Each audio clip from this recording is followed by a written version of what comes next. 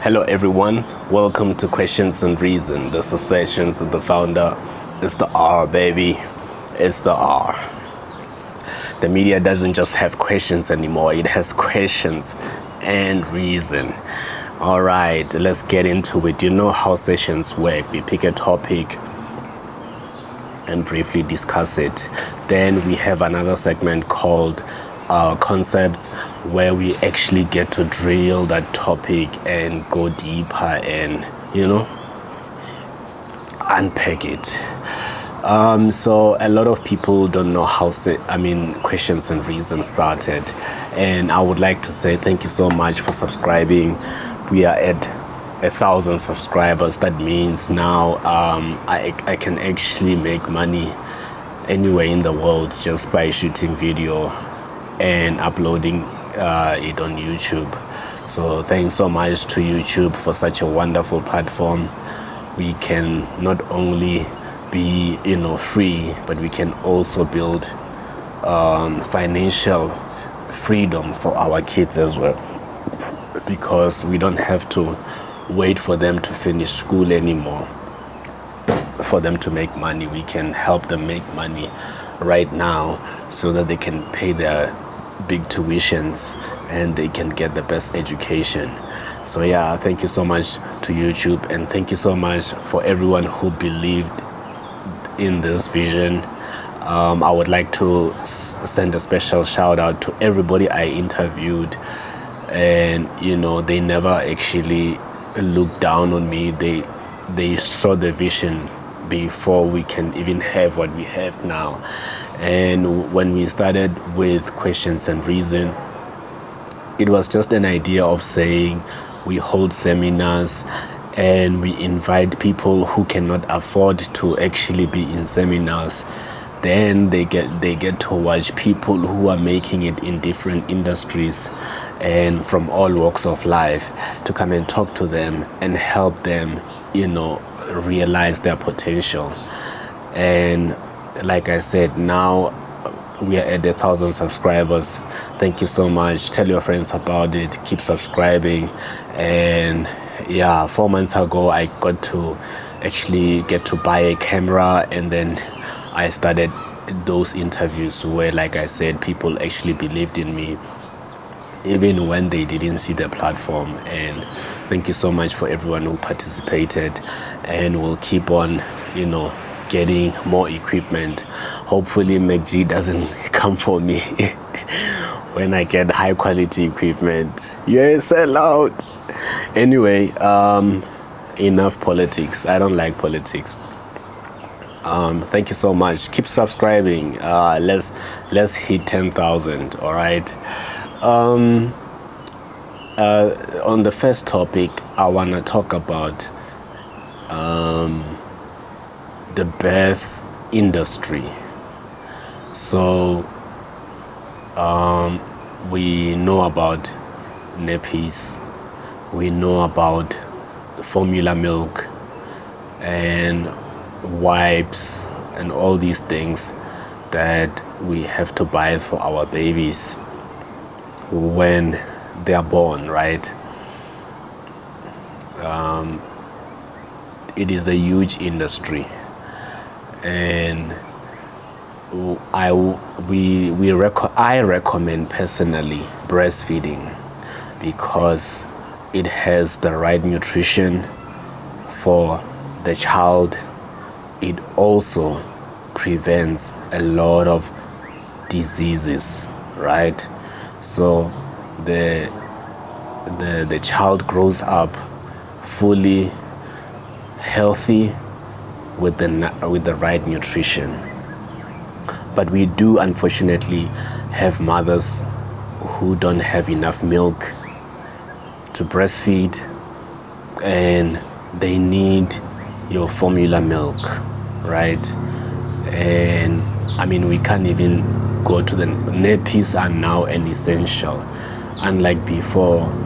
In the 90s there used to be that cloth nappy that comes with waterproof, and then that one was, you can be able to recycle it in a way.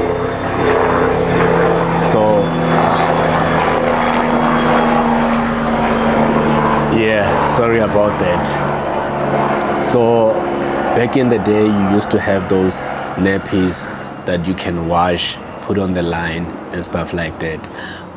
And that was phased out, unfortunately or fortunately, depending who you ask, right? And now we have nappies which you use only once and you throw away, which a lot of parents cry over to say these are very expensive, right? But my concentration is more on breastfeeding and the milk.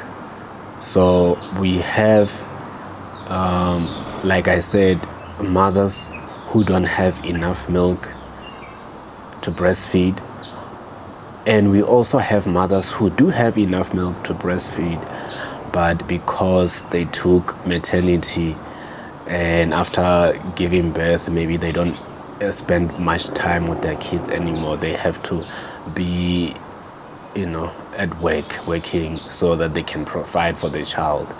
And sometimes what happens is the mother doesn't even afford to get a helper, so they send their child maybe to their great-grandmother or their grandmother in a faraway place, and unfortunately that the child is bereft of that nutrition and that prevention of disease in a way.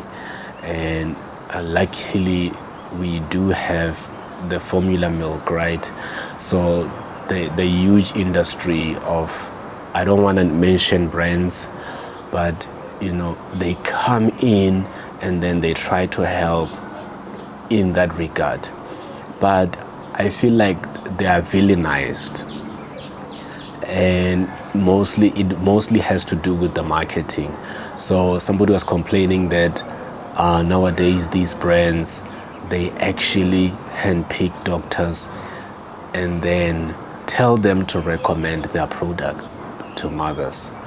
So they would give freebies of their brands and how they work, the measurement of the milk and stuff like that, and then also tell the doctor to say, the endorsed doctor to say, recommend our product to the parents.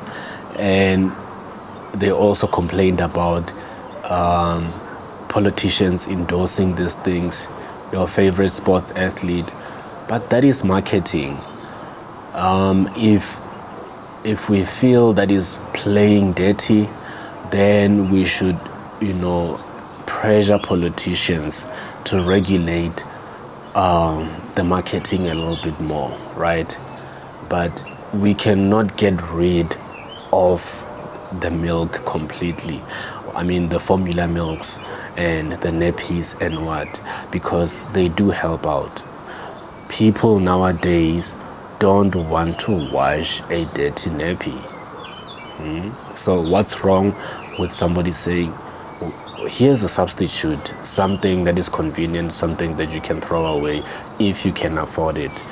And talking about that, the social grants around children in the country. Okay, first and foremost, social grants. Are social grants necessary to kids? That is the question that is being debated. And like I said, depending who you talk to, some say a kid can earn money while they just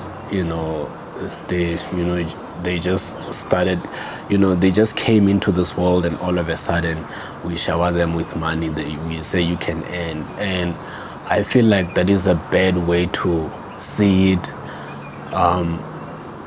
We must take it like nappies are expensive. Formula milk is expensive to a point where there are mothers that give little babies juice to drink, or that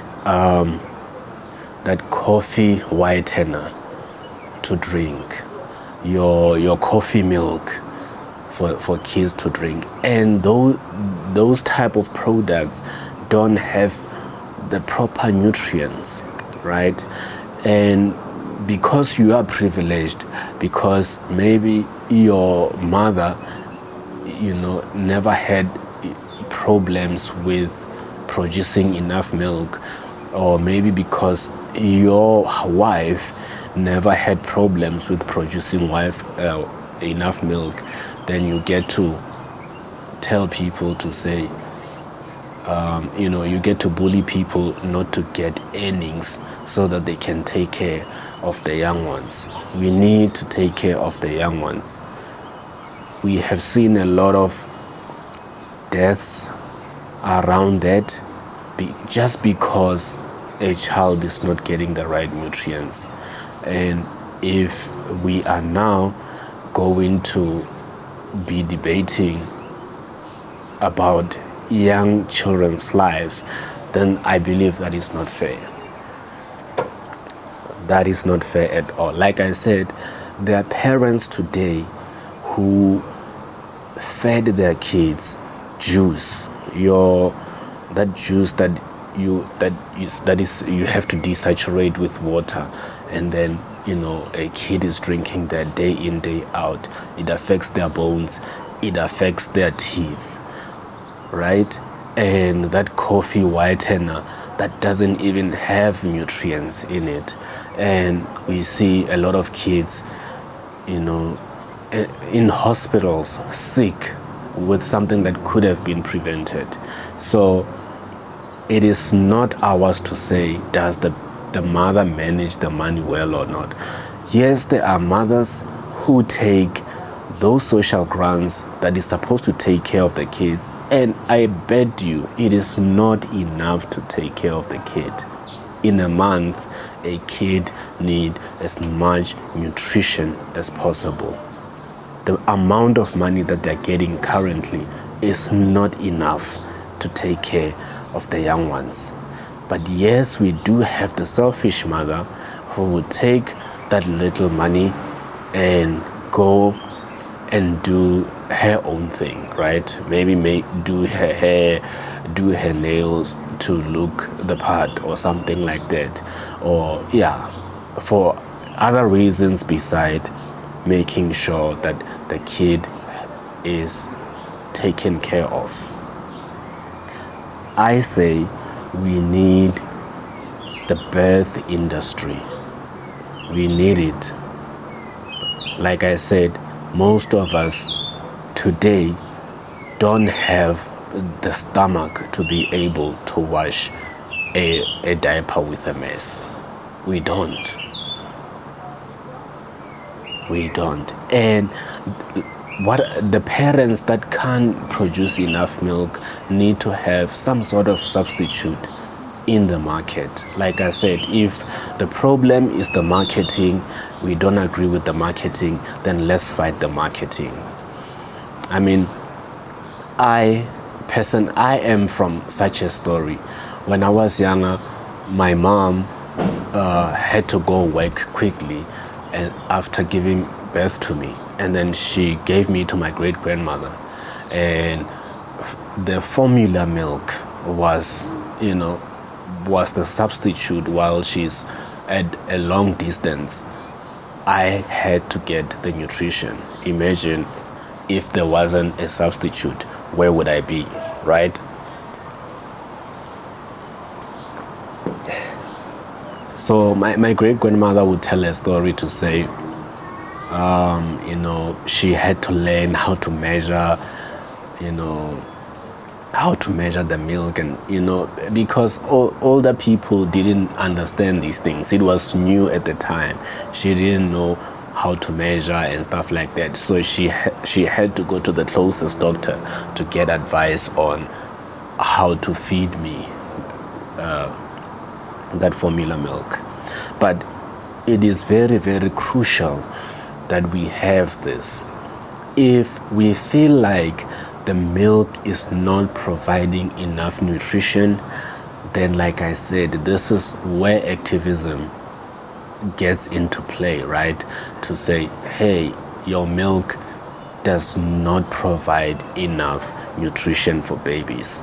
It shouldn't be at the stores. right? And yeah, it shouldn't be at the stores if it's not gonna provide enough nutrition, or if it is giving a different marketing to what it is. Then we should fight against that. Not to fight marketing completely. Marketing is crucial. People have to know about your brand. And if it takes me getting a popular politician to actually endorse my brand, guess what? I'm gonna pay a lot of money to that politician for my brand to be out there. Because it is the marketing that will make sure that the business sustains itself, right? Let's talk more about that. I just wanted to briefly introduce it.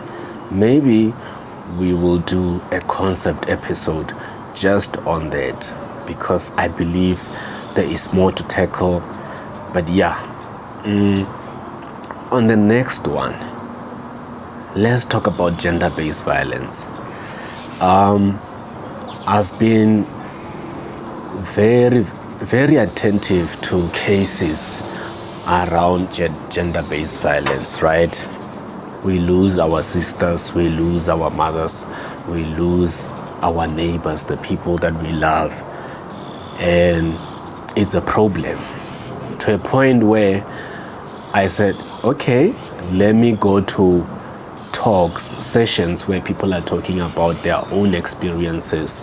I mean, sometimes you even have to pay a certain fee to be in such a setting where somebody is discussing how their husband abused them, how their boyfriends abused them, how they nearly died and stuff like that. And the stories are sad and horrifying, honestly.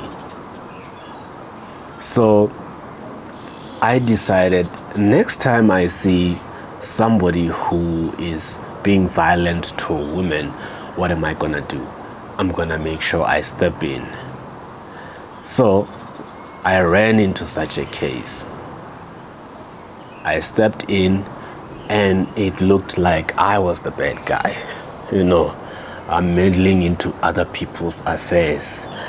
And even after you step in, or maybe the police get involved, charges are pressed, all of a sudden the charges are dropped, they're back together, and it happens again and again and again.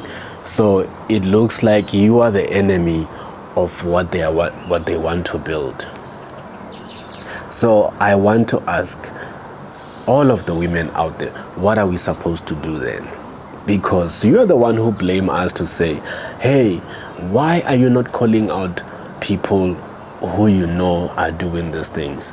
We call them out while we are there.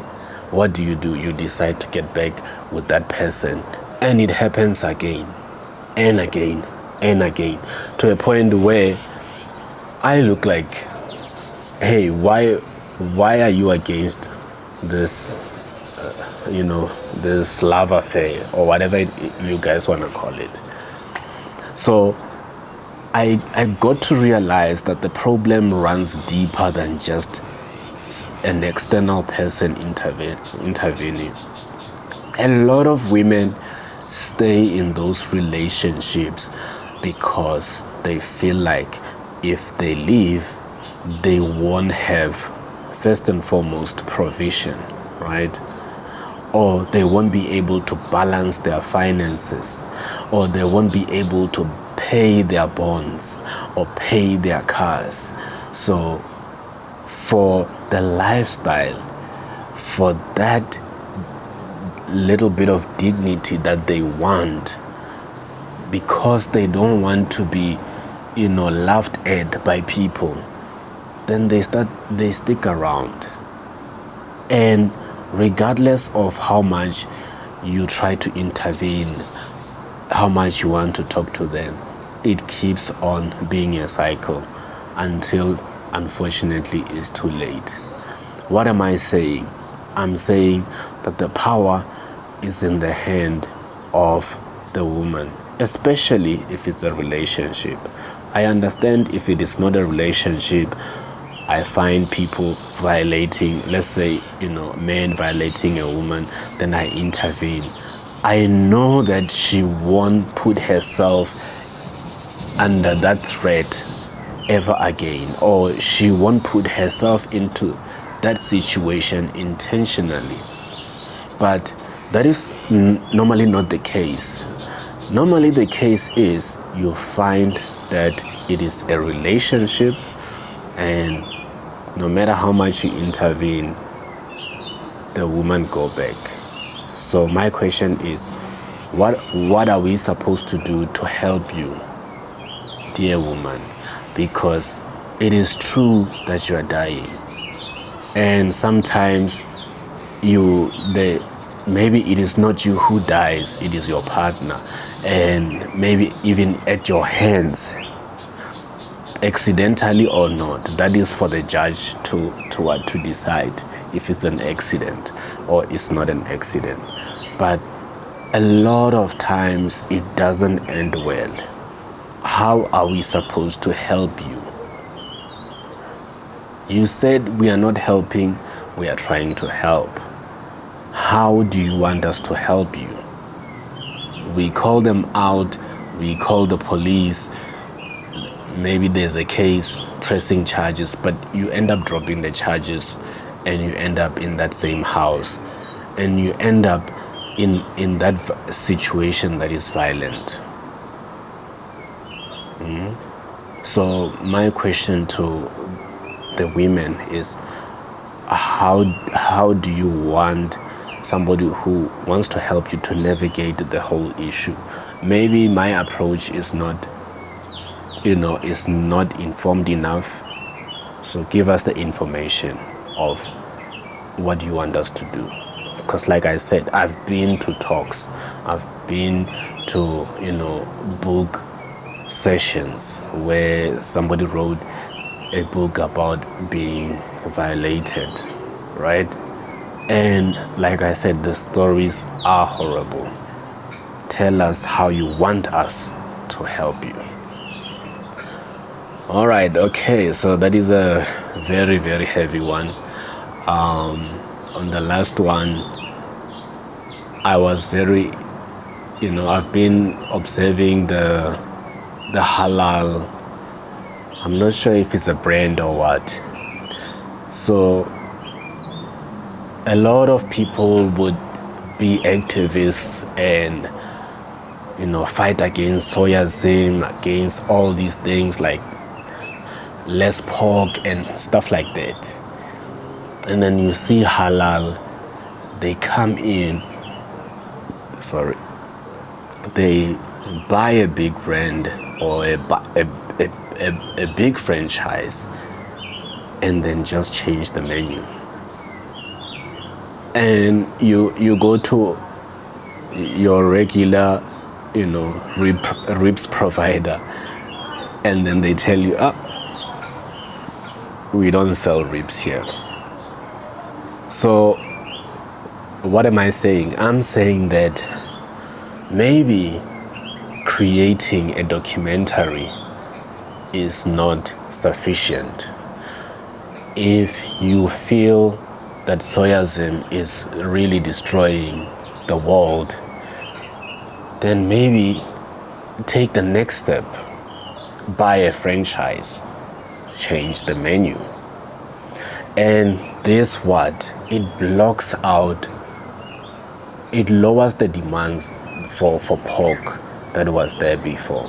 Am I against pork? I'm not against pork. I'm saying that if we really want to make an impact, maybe we should do it the halal way, right? You want people to eat healthier in restaurants. Buy the franchises and make sure that everything that you get from there is organic, right? So that people are not just acquiring long life diseases when they come to enjoy nice food. So the best way maybe to impact change is not to create a talk, is not to create a documentary, is not going out there and villainizing farmers, making them villains, right? Maybe that's not the way, because farmers only respond to a demand. And if farmers see that the demand is huge and they are producing a little, they will find a way to mass produce, right? So going and fighting that mass production isn't gonna help anybody. It might not even impact change. So, like I said, look at where the demand is coming. The stores that are demanding these things that you want to change. Then just buy those stores. Be part of that financially. That's how I found that you get control. So I go to my favorite, rib provider. I get there. They're like, no, we don't provide ribs here. So if you don't want to get anything else, go look for ribs somewhere. So that lowered the demand for pork, right? So I believe now the best activism, if we want to really change, is us buying the things that are demanding what we want to change. Like I said, for example, Soyalism, right? The fact that Halaal has ventured into these big brands and franchises, they managed to lower a demand for pork. And that is how you get to change things quickly. So you don't have to wait for a policy to be passed in parliament or something like that. You don't have to wait for a government gazette for a change. You can make that change. The change that you want. If you want people to be vegan, then buy out the stores and make them vegan. Or make them vegetarian, right? But it will be great if you buy the stores and make sure that all of the food that we eat in these restaurants are organic, right? They are healthy for our bodies. And then we get to live longer because now you decided to buy, you get to improve the mortality of a whole nation just because you decided to buy a franchise that a lot of people love and made the food organic. You completely took out all the chemicals, right? So I believe that is what I have time for today. Comment, like, subscribe, tell your friends about it. It's the R, baby. I'm out.